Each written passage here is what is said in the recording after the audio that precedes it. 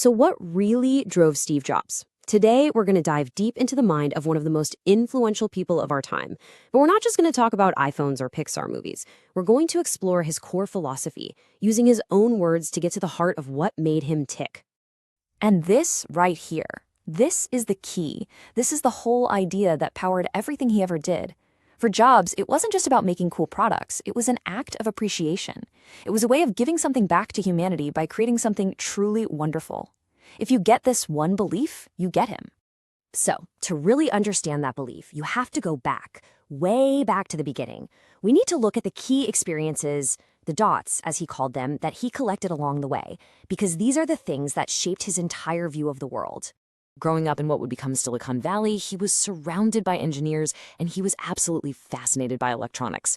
He and his dad would fill these things called heat kits, DIY radio kits.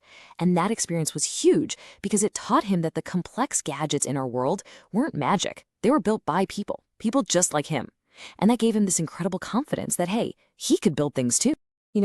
School wasn't really his thing at first. He was bored, a bit of a troublemaker, almost got kicked out. But then came his fourth grade teacher, Mrs. Hill. She saw something in him and made him a deal. You finish this math workbook and I'll give you $5 and a giant lollipop. And boom, it worked. That simple little bribe completely reignited his love of learning, a spark that he carried with him for the rest of his life. Then came college, which lasted all of about 6 months. He felt it was too expensive and he had no idea what he wanted to do, so he dropped out.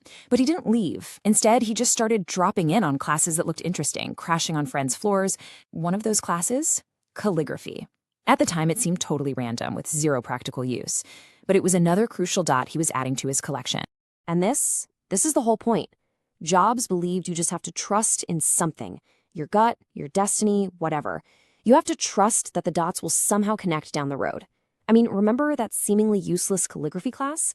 10 years later, bam, its principles of beautiful typography are built right into the first Macintosh. You just have to follow your curiosity and trust that all these experiences will eventually weave together into something meaningful. Okay, so with that foundation of trust, we now hit the most dramatic chapter of his story. This is the part with the wild success, a totally devastating public failure, and then an incredible comeback. It's a real roller coaster. And the rise was just insane. He and Wozniak start Apple in a garage. In less than 10 years, it's a $2 billion company with thousands of employees. Then comes the Macintosh, this computer he poured his entire soul into. By the time he was 30, he was on top of the world.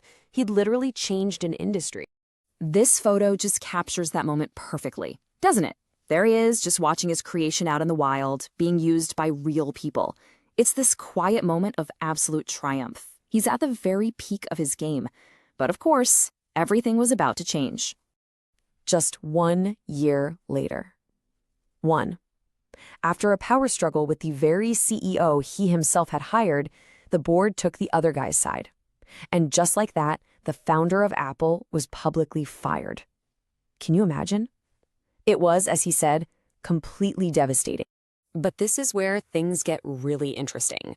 Over time, he developed this incredibly powerful perspective. He refused to let that failure define him. Instead, he completely reframed it. The public humiliation was awful, yeah, but he realized it came with a surprising silver lining. Think about it. All the pressure of running this massive company was suddenly gone. He felt the lightness, as he called it, of being a beginner all over again. And that freedom kicked off one of his most creative periods ever, leading him to start both Next and Pixar. It was the ultimate proof of his core belief. The only thing that kept him going was that he absolutely loved what he did. And of course, that love for his work would eventually bring him full circle. Fast forward to 1997. Apple is a total mess. We're talking like 90 days away from bankruptcy. And in this wild turn of events, Apple buys Next. And just like that, Steve Jobs is back, tasked with saving the company he started. So what's his first move? It's just brilliant in its simplicity. Apple's product line was a confusing disaster. He gets in front of a whiteboard and just cuts through all the noise. He slashes everything down to just 4 great products. 4. 2 for consumers, 2 for pros. It was this radical, powerful act of focus. Okay, so the products are focused. Next up, the brand. He knew Apple couldn't win by just talking about specs and speeds. It had to compete on values. The real question wasn't, what does Apple make? It was, what does Apple believe in? It was a total shift from talking about technology to talking about the very soul of the company. And the result of asking that question was the legendary Think Different campaign. I mean, what a move. It's an ad that never once showed a computer. Not one. Instead, it was a tribute to people like Einstein, Picasso, MLK Jr., the rebels, the troublemakers. It was this incredibly bold statement that told the world exactly who Apple was and what it stood for. So this incredible turnaround really set the stage for Apple's epic second act.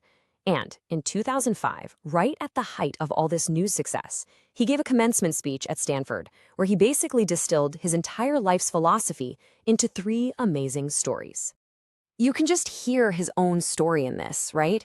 This wasn't some abstract idea for him. This is what carried him through getting fired and what fueled his comeback. His message was simple. Don't settle. You have to keep looking for that thing you love, because that's the only way you'll ever do great work. This is such a powerful call to be authentic. Dogma, he said, is just a fancy word for living your life based on what other people think. He was urging them to make sure their own inner voice, their own intuition, is the loudest one they listen to. And this right here, this ties it all together. Following your heart and intuition. Well, that's the same thing as collecting and connecting the dots. It's about trusting that inner compass, even when you can't see where you're going. For Jobs, this wasn't just a nice thought. It was the fundamental operating system for his life. He ended his whole speech with these 4 words. And they weren't even his. They came from the back cover of the final issue of the Whole Earth catalog, this counterculture magazine he loved as a kid. To him, it meant, never be satisfied with what you know and always be willing to try things that other people think are foolish. Ultimately, for Jobs, it wasn't about the destination. It was never about the pot of gold at the end. The reward was the journey itself, the act of creating, of building, of trying. And this image of him, always moving, always on to the next thing, it just captures that spirit perfectly. And so that kind of leaves us with a question for ourselves, doesn't it? His life is a testament to trusting that all the weird, varied, seemingly random experiences will one day make perfect sense. So it's a challenge to all of us, really. Stay curious, follow that intuition, and think about the dots you're collecting right now.